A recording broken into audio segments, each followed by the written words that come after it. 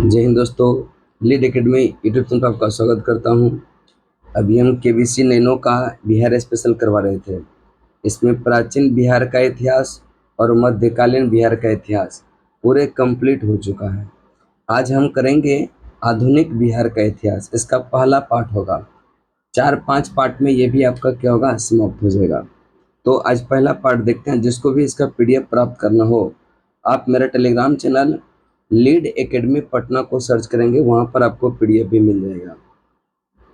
तो देखते हैं आज का पहला पॉइंट क्या है। आधुनिक बिहार।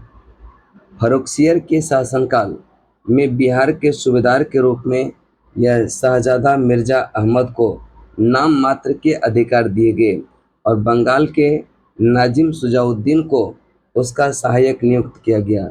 सुजाउद्दीन ने बिहार का प्रशासन चलाने के लिए नवाब अलीवर्दी खां को उप दीवान या नायब जो है नाजिम नियुक्त किया। मार्च 1739 में सुजाउद्दीन की मृत्यु के बाद अलीवर्दी ने यह गिरिया के युद्ध में सुजाउद्दीन के राजवंशों को हराया। 1740 में उसने मुर्शिद कुली खां के वंशज यह सरफराज खां को विस्थापित कर बंगाल पर भी प्रत्यक्ष अधिकार कर लिया था। इसके बाद आगे चलेंगे। बिहार में प्रशासन को सुव्यवस्थित करने के पश्चात अलीवर्दी खां ने अपने पोते सिराजुद्दौला को बिहार का नाम मात्र का उप नवाब बनाया था। सिराजुद्दौला द्वारा अलीवर्दी खां के खिलाफ किया गया विद्रोह वहां के तत्कालीन जो दीवान था राजा जानकी राम के द्वारा विफल कर दिया गया। अलीवर्दी खां को 1733 में बिहार का डिप्टी गवर्नर नियुक्त किया गया था। किसको? अलीवर्दी खां को। राजा जानकी रमन के पश्चात राम नारायण को बिहार का दीवान बनाया गया। अलीवर्दी खां की 1756 में मृत्यु हो गई। सिराजुद्दौला बंगाल का नवाब बना। यानी कि अलीवर्दी खां के बाद जो बंगाल का नवाब बनता है वह कौन? सिराजुद्दौला बनता है। अगला पॉइंट है करेक्ट। सिराजुद्दौला के प्रतिद्वंदी और विरोधियों में प्रमुख कौन थे? तो सिराजुद्दौला के जो यह नवाब बने वहाँ का, तो उसका विरोधी कौन थे? पूर्णिया के नवाब शौकत जंग, जो इसका चचेरा भाई था। और सिराजुद्दौला के एक मौसी थी जिसका नाम है घसीटी बेगम, और उसका सेनापति एक है मिर्जाफर। ये सब उससे के विरोधी थे। और ये मिर्जाफर जो था वह अलीवर्दी का दामाद था। अब आगे देखते हैं। करें कि अपने विरोधियों के दमन के क्रम में सिराजुद्दौला ने घसीटी बेगम को बंदी बना लिया तथा जो है मिर्जाफर के स्थान पर मीर मदान को सेनापति नियुक्त किया था। अक्टूबर 1756 में मनिहारी के युद्ध, बहुत इंपॉर्टेंट है, इसको ध्यान में रखिएगा। मनिहारी का युद्ध जो हुआ था अक्टूबर 1756 में, सिराज ने शौकत को पराजित कर उसकी हत्या कर दी। 23 जून 1757 को प्लासी नामक स्थान पर सिराजुद्दौला और ब्रिटिश ईस्ट इंडिया कंपनी के बीच लड़ा गया था और इस युद्ध का नाम दिया प्लासी का युद्ध। और यह मुर्शिदाबाद यानी भागीरथी नदी के तट पर, जिसमें सिराजुद्दौला की पराजय हुई और कंपनी का नेतृत्व कर रहे थे उसमें यह लॉर्ड क्लाइव, यह इसको कहते हैं रॉबर्ट क्लाइव ने। प्लासी के युद्ध के पश्चात लॉर्ड क्लाइव ने मिर्जाफर को बंगाल का नवाब नियुक्त किया। जब सिराजुद्दौला हार गया तब यह जो बंगाल का नवाब नियुक्त किया वह किसको? ये रखिएगा, मिर्जाफर को किया था और नियुक्त किया, और उसके साथ यह पटना भी आया था। लॉर्ड क्लाइव ने मिर्जाफर के पुत्र मीरन को बिहार का उपदीवान नियुक्त किया, लेकिन वह नाम मात्र का प्रशासक था, जबकि वास्तविक सत्ता बिहार के नायब नाजिम यह राजा राम नारायण के हाथों में थी। इलाहाबाद की संधि के बाद रॉबर्ट क्लाइव ने 2 उपदीवान नियुक्त किए। इसमें बंगाल के लिए मोहम्मद रजा खां एवं बिहार के लिए सिताब राय थे। अली गौहर यह शाह आलम द्वितीय ने 1760 में पटना में घेरा डाला, लेकिन कैप्टन नॉक्स के नेतृत्व में यह ब्रिटिश सेना ने जो है उसे मार भगाया। अगला पॉइंट की बात करेंगे। अली गौहर बिहार अभियान 1765 में समाप्त हो गया। तो जो अली गौहर का बिहार अभियान था यह समाप्त हो गया कब? 1765 में। मुगल सम्राट आलमगीर द्वितीय की मृत्यु के बाद अली गौहर दिल्ली के सिंहासन पर अधिकार के लिए अंग्रेजों का सहयोग लिया और पटना में अंग्रेजों की फैक्ट्री में अली गौहर का राज्याभिषेक हुआ। 1760 में मीर जाफर के स्थान पर मीर कासिम को बंगाल का नवाब बनाया गया। अब देखिएगा फिर 1760 में जो अब नवाब बनाया पुनः किसको, मीर कासिम को। लेकिन मीर कासिम 2 कदम और आगे निकला। नवाब मीर कासिम ने अंग्रेजों की हस्तक्षेप से मुक्त रहने के उद्देश्य से वह अपना राजधानी ही परिवर्तन कर दिया और राजधानी मुर्शिदाबाद से हटाकर मुंगेर ले आया। कौन, मीर कासिम। मीर कासिम के स्वतंत्र आचरण से अप्रसन्न होकर कंपनी ने उसे नवाब पद से क्या कर दिया, हटा दिया। इसके बाद पुनः मीर कासिम पटना पहुंचा और लखनऊ में अवध का नवाब सुजाउद्दौला और भगोड़े मुगल बादशाह शाह आलम द्वितीय से मिलकर बक्सर के युद्ध की तैयारी किया।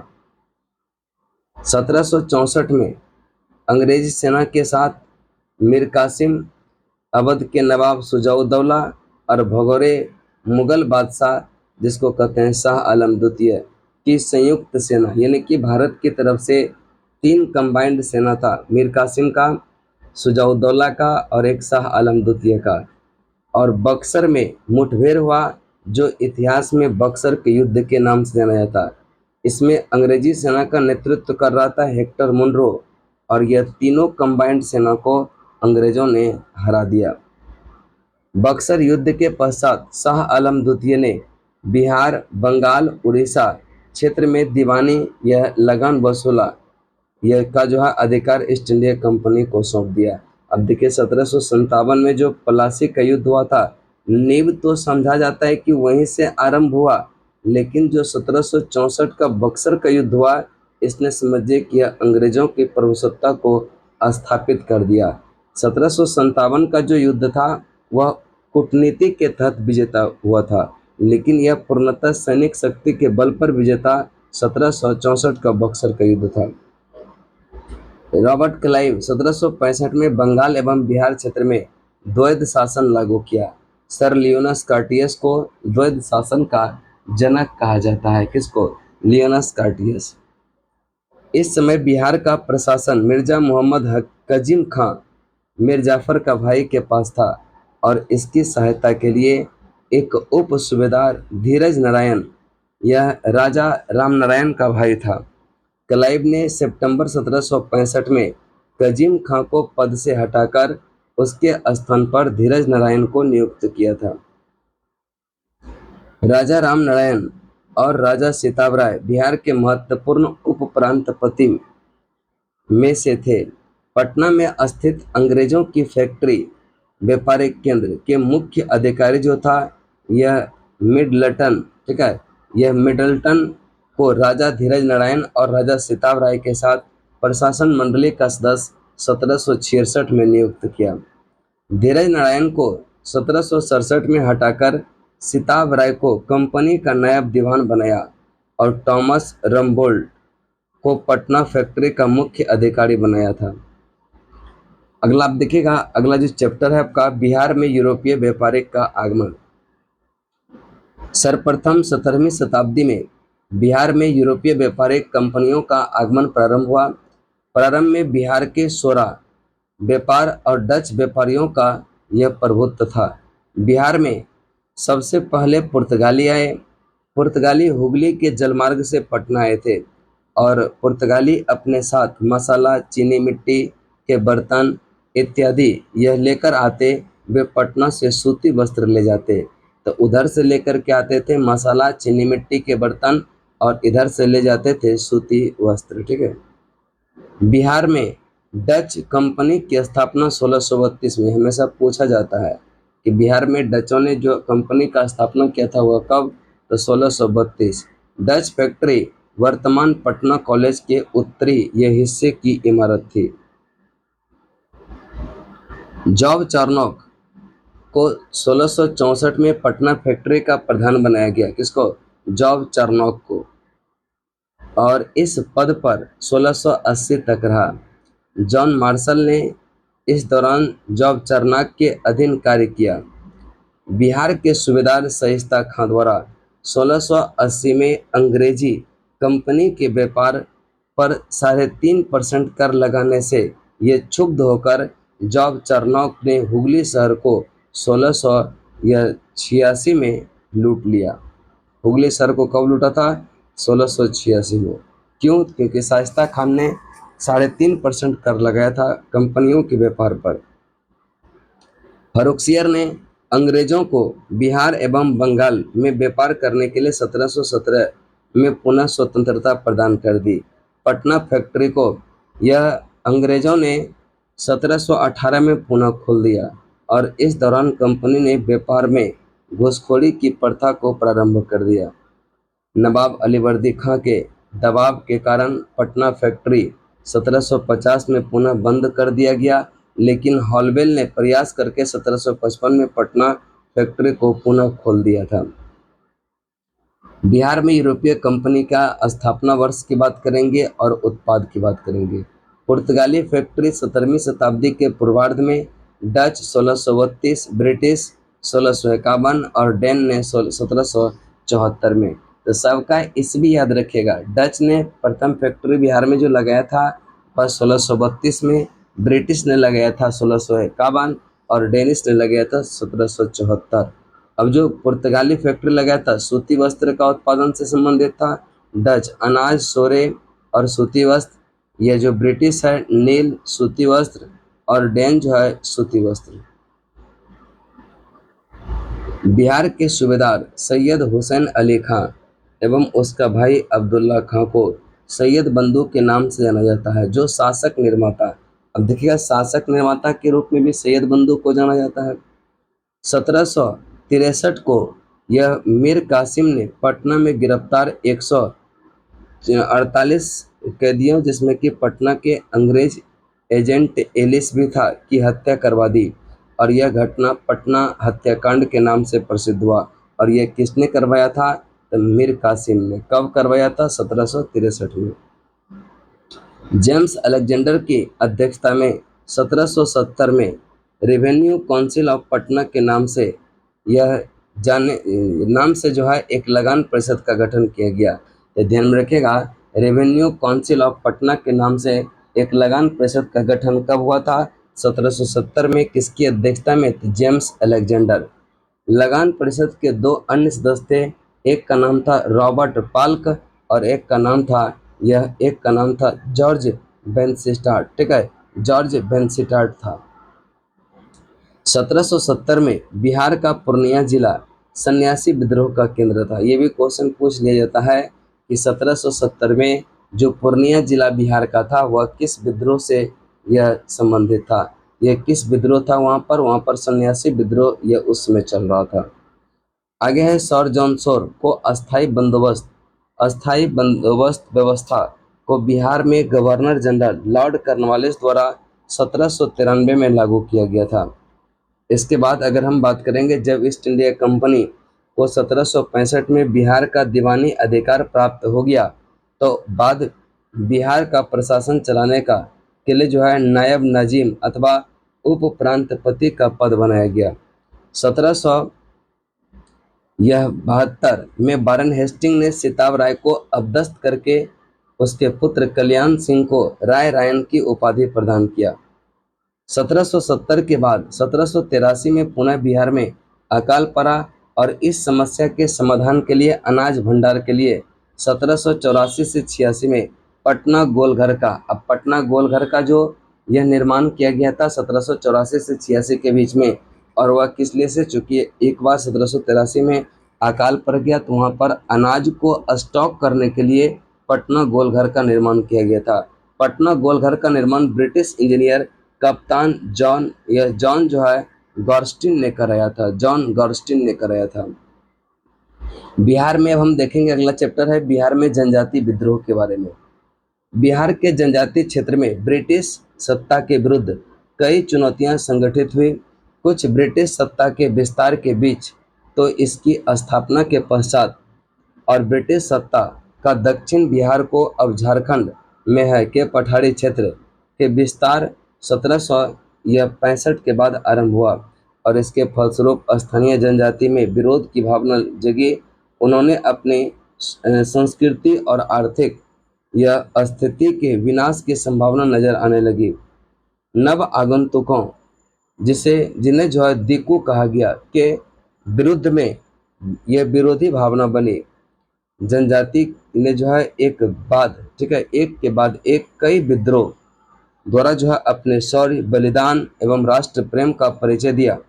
समय समय पर ब्रिटिश साम्राज्य के नींव को हिलाते रहे। अब देखिएगा प्रमुख जनजाति विद्रोह, यहाँ से क्वेश्चन बराबर पूछा जाता है तो एकदम इसको याद रखिएगा। एक है नोनिया विद्रोह।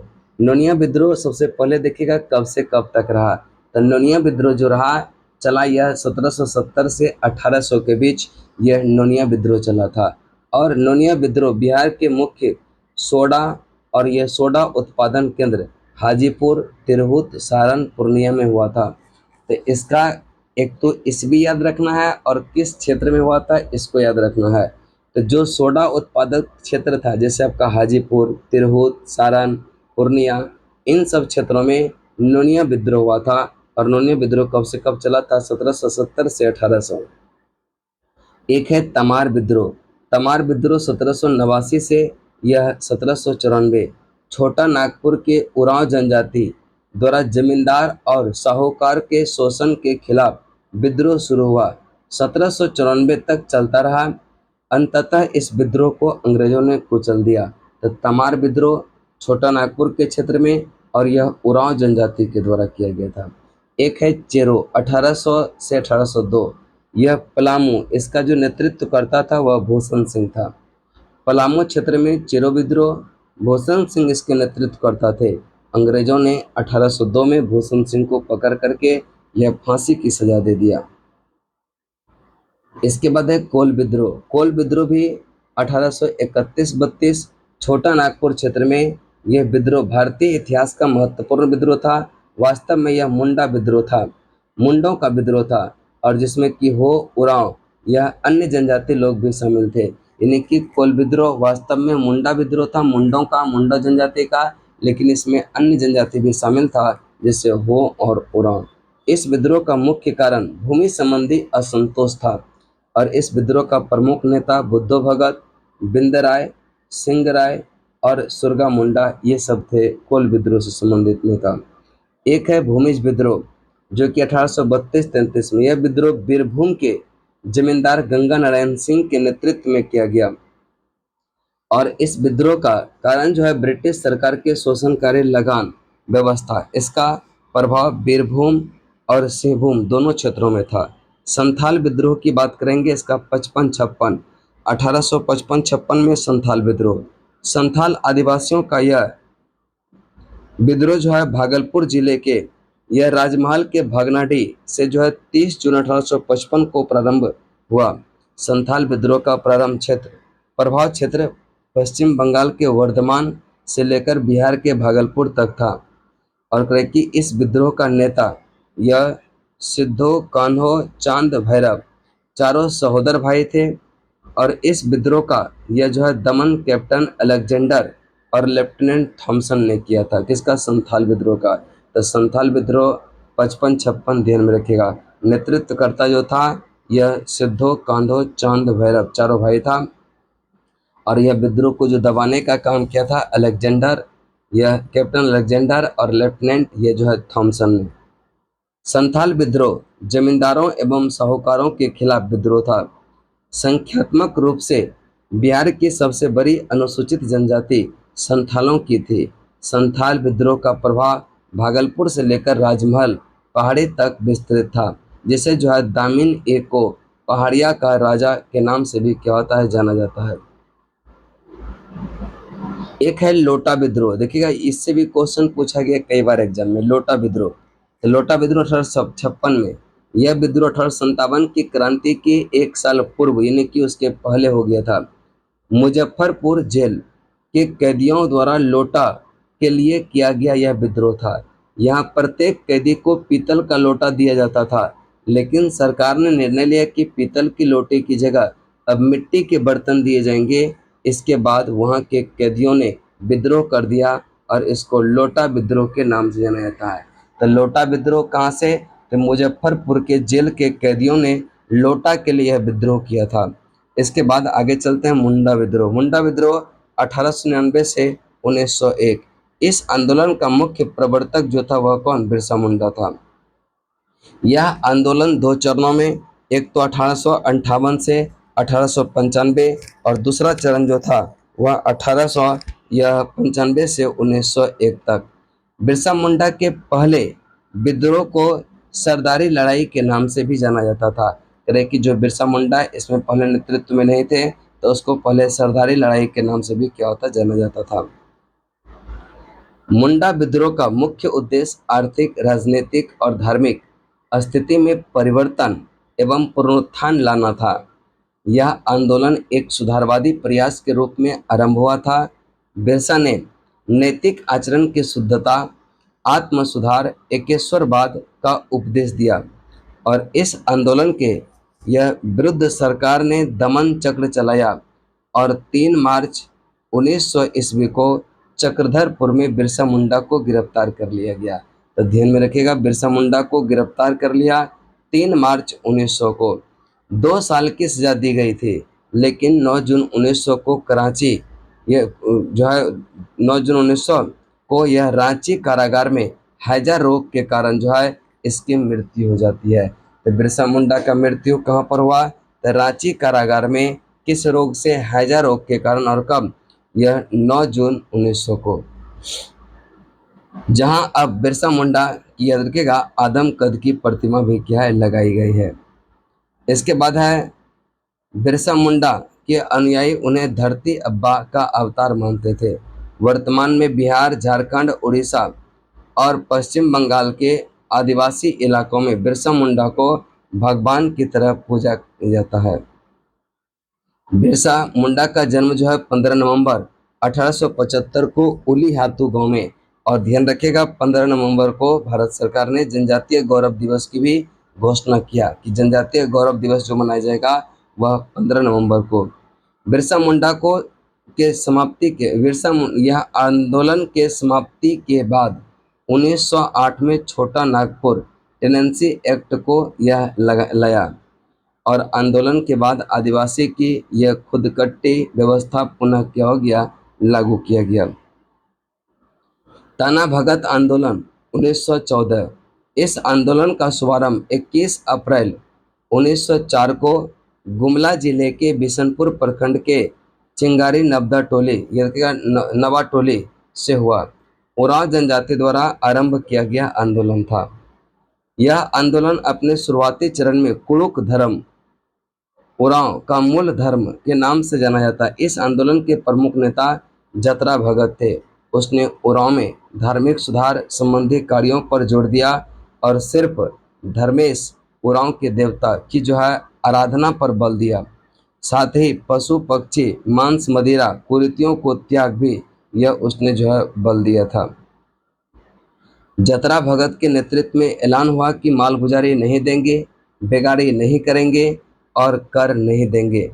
ये किसके नेतृत्व में? जतरा भगत के नेतृत्व में ऐसा नारा दिया गया है कि मालगुजारी नहीं देंगे और बेगारी भी नहीं करेंगे और कर भी नहीं देंगे। उसने दीकू यानी बाहरी लोग, दीकू कहते हैं बाहरी लोगों को, ये मजदूरी ना करने का अभियान चलाया और उसने जिससे जो है 1916 में उन्हें जेल में कैद कर दिया गया।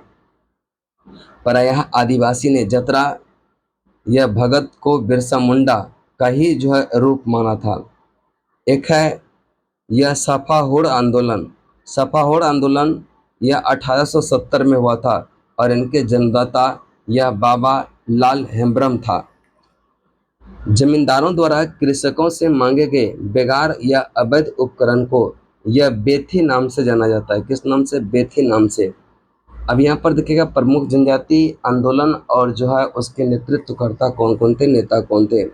1800 से 1802 की बात करेंगे, चेरो विद्रोह। इसके नेता थे भूषण सिंह, शिव प्रसाद सिंह, राम बख्श सिंह। 1831-32 में कोल विद्रोह। इसके नेता थे बुद्धो भगत, बिंद राय और सिंह राय। एक है सुरगा मुंडा। 1832-33 में भूमिज विद्रोह, गंगा नारायण और यह 1855-56 में संथाल सिद्धू कान्हो चांद भैरव चार भाई थे। 1874 में खरवार आंदोलन, भागीरथ मांझी थे। खरवार का कौन? भागीरथ मांझी। खरवार का भागीरथ मांझी। और मुंडा 1899 से 1900, यह बिरसा मुंडा थे। और 1914 में तना भगत आंदोलन, यह जतरा भगत था। कौन था? जतरा भगत था। इसके बाद स्वतंत्रता, यह आंदोलन में बिहार का योगदान की बात करते हैं। स्वतंत्रता आंदोलन में बिहार का योगदान। भारत में ब्रिटिश शासन की स्थापना को लेकर अंग्रेजों से यह स्वतंत्रता दिलाने में बिहार की भागीदारी हमेशा रही है। चाहे वह धार्मिक राजनीतिक आंदोलन की बात करते हों, विशुद्ध संवैधानिक संघर्ष की बात करते हों, उग्र क्रांतिकारी विस्फोट हो, या फिर महात्मा गांधी के अनुप्रेरक नेतृत्व में सत्याग्रह, इन सभी में बिहार का महान योगदान रहा है। अब हम 1857 की क्रांति और बिहार की बात करेंगे। भारत में अंग्रेजी सत्ता की स्थापना के बाद प्रथम सशक्त जन आंदोलन 1857 का विद्रोह था। 1857 का भारतीय विद्रोह, जिसे प्रथम भारतीय स्वतंत्रता संग्राम, सिपाही विद्रोह, सशस्त्र विद्रोह भी कहा जाता है। किसको? 1857 के विद्रोह को। 1857 के विद्रोह का आरंभ 29 मार्च 1857 को मंगल पांडे के नेतृत्व में बैरकपुर छावनी से हुआ था। और मंगल पांडे का संबंध था 34वां BNI बंगाल नेटिव इन्फेंट्री से। इसका व्यापक जो आरंभ हुआ 10 मई 1857 को मेरठ छावनी से हुआ। इसका बिहार में व्यापक प्रभाव पड़ा था। झारखंड राज्य यानी कि पूर्व में बिहार का ही अंग, जो देवघर के जिले के रोहिणी नामक ग्राम से स्थित, यह देसी सेना के 32वें रेजिमेंट की एक टुकड़ी ने 12 जून 1857 को विद्रोह होने के पश्चात इस रेजिमेंट का मुख्यालय यह रोहिणी से हटाकर भागलपुर स्थानांतरित कर दिया था। तो ध्यान में रखिएगा, जो बिहार में विद्रोह का आरंभ हुआ था सबसे पहले यह रोहिणी जिला, जो पड़ता आपका देवघर में, रोहिणी देवघर जिला में पड़ता, वहीं से विद्रोह 12 जून 1857 को आरंभ हुआ था। और उस समय देवघर ये सब बिहार का ही पार्ट हुआ करता था। भागलपुर में भी अगस्त 1857 में विद्रोह यह शुरू हो गया और विद्रोही भागलपुर जिला अंतर्गत बौसी होते हुए नवादा पहुंच गया। हालांकि गया की सुरक्षा के लिए तैनात कैप्टन रेतरे ने विद्रोहियों को रोकने का पूरा प्रयास किया, लेकिन विद्रोही गया भी पहुंच गया और उन्होंने जेल से 400 कैदियों को मुक्त करा दिया और टिकारी स्टेट से जो है यह 10,000 रुपये छीन भी लिया। पटना के भूतपूर्व कमिश्नर के पुत्र यह अस्की पवित्र टेलर ने एक घर की किलाबंदी करके उसमें गया के यूरोप निवासियों को आश्रय दिलाया। तदनोपरांत विद्रोही सितंबर-अक्टूबर 1857 में यह सहसराम और रोहतास के समीप अमर सिंह के साथ क्या हो गया था? मिल गया था। 3 जुलाई 1857 को पटना के यह व्यापक विद्रोह एक पुस्तक के यह जो है पुस्तक विक्रेता पील अरे के नेतृत्व में आरंभ हुआ। तो ध्यान में रखिएगा, अब जो पटना में होता है 3 जुलाई 1857 और यह जो पुस्तक विक्रेता थे कौन? पीर अली, उसी के नेतृत्व में यह विद्रोह आरंभ होता है। पुस्तक बेचते थे। बिहार में यह अफीम व्यापार के रेजिडेंट लॉयल ने यह इस विद्रोह को दबाना चाहा, लेकिन अपने सैनिकों के साथ यह भी क्या हो गया? मारा गया। पटना के कमिश्नर विलियम टेलर ने विद्रोह के दमन को कठोर यह उपाय किए।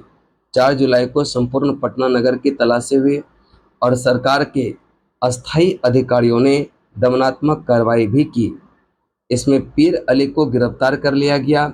इससे पहले 9 जून को टेलर ने पटना के 3 प्रतिष्ठित मुसलमान, एक का नाम था मोहम्मद हुसैन, एक का नाम था अब्दुल्लाह और एक का नाम था नाइजुल हक, को धोखे से बंदी बना लिया था।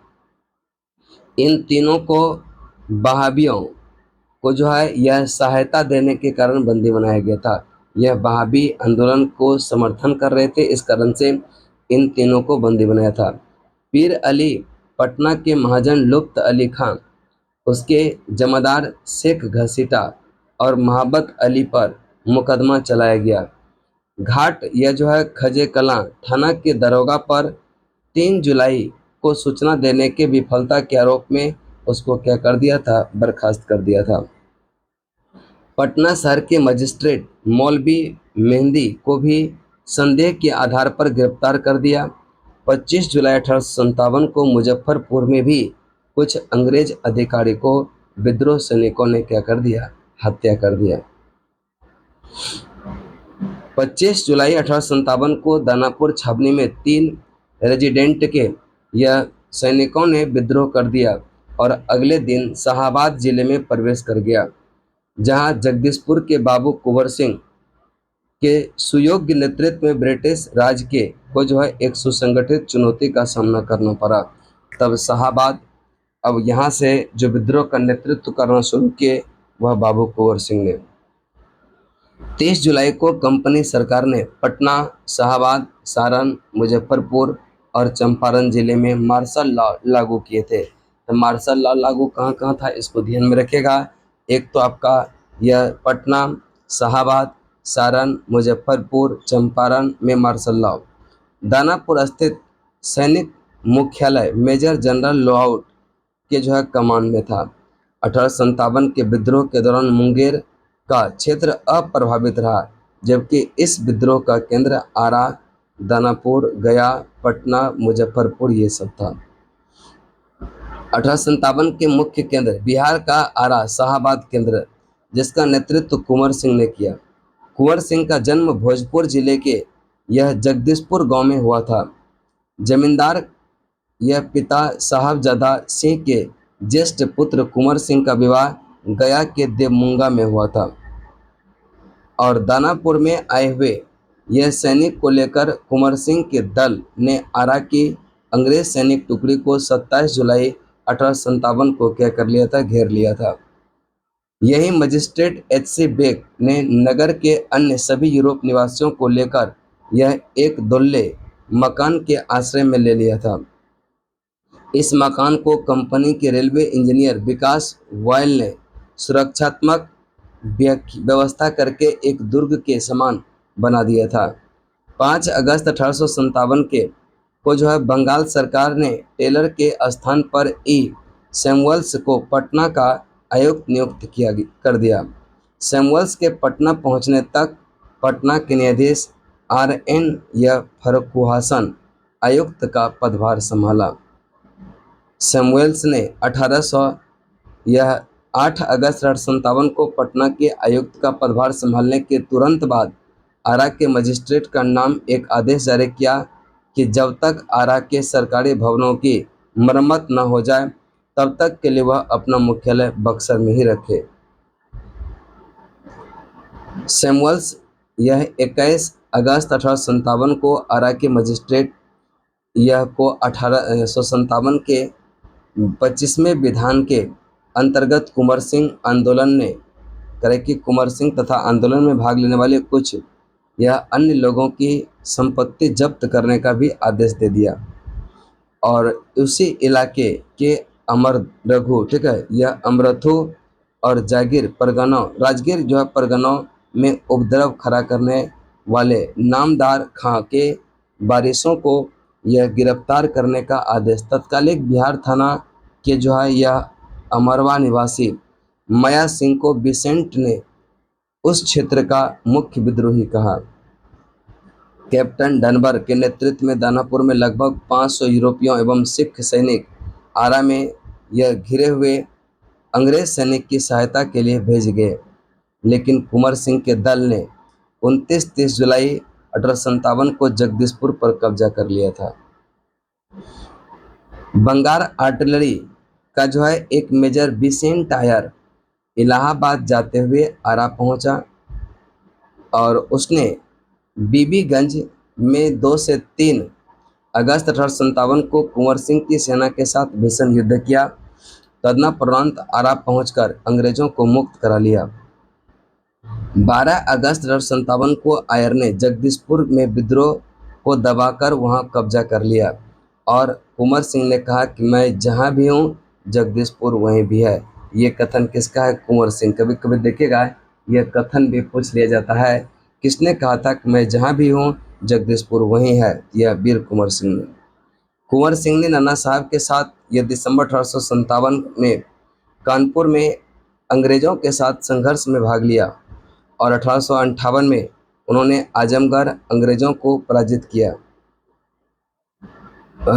बलिया के समीप अंग्रेज के साथ युद्ध में विजय होने के बाद 23 अप्रैल 1858 को गंगा नदी पार करके जगदीशपुर लौटने के क्रम में वीर कुंवर सिंह ने कैप्टन ली रीड के नेतृत्व में आई यह अंग्रेजी सेना को पराजित किया। कुंवर सिंह स्वयं भी इस युद्ध में बुरी तरह से घायल हो गए। 3 दिन बाद 26 अप्रैल 1858 को उसकी क्या हो जाता है, मृत्यु हो जाती है। इसकी मृत्यु की डेट को याद रखिएगा, 26 अप्रैल 1858 को। 23 अप्रैल को अंग्रेजों पर विजय के कारण इस तिथि को कुंवर सिंह दिवस यह मनाया जाता है। तो कुंवर सिंह दिवस 23 अप्रैल को अंग्रेजों पर विजय के कारण 23 अप्रैल को वीर कुंवर सिंह दिवस, और उसका मृत्यु हो गया था यह 26 अप्रैल को। जुलाई 1858 तक कुंवर सिंह के भाई अमर सिंह ने संपूर्ण शाहाबाद पर अपना अधिकार बनाए रखा। विद्रोही सितंबर अक्टूबर 1857 में सासाराम रोहतास के आसपास कुंवर सिंह के भाई अमर सिंह से यह मिल गए थे। दिसंबर 1859 में नेपाल जाते समय वहां के महाराजा के सैनिकों ने अमर सिंह को गिरफ्तार कर लिया और अंग्रेजी सेना को सौंप दिया। अमर सिंह को गोरखपुर जेल में रखा गया, जहां की पेचिस यानी डायरिया होने के कारण 5 फरवरी 1860 को वह भी क्या हो गया, इस दुनिया को छोड़कर चले गए। 1857 के विद्रोह से संबंधित कुछ महत्वपूर्ण तथ्य की बात करेंगे। छपरा छपरा में हुसैन खान के नेतृत्व में लोगों ने यह विद्रोह किया था। 32वीं NI के 2 कंपनी भागलपुर में 9 अक्टूबर 1857 को विद्रोह किया। वजीरगंज गया में यह खुशहाल सिंह के नेतृत्व में विद्रोह किया, और पटना में अंग्रेजों के खिलाफ विद्रोह 3 जुलाई 1857 को हुआ। मुजफ्फरपुर में विद्रोह की शुरुआत 25 जून 1857 को हुई थी। इसके बाद अब जो रेस्ट बहावी आंदोलन से है वो हम कल करेंगे। वीडियो ज़्यादा लंबा हो जाएगा, आज यहीं तक।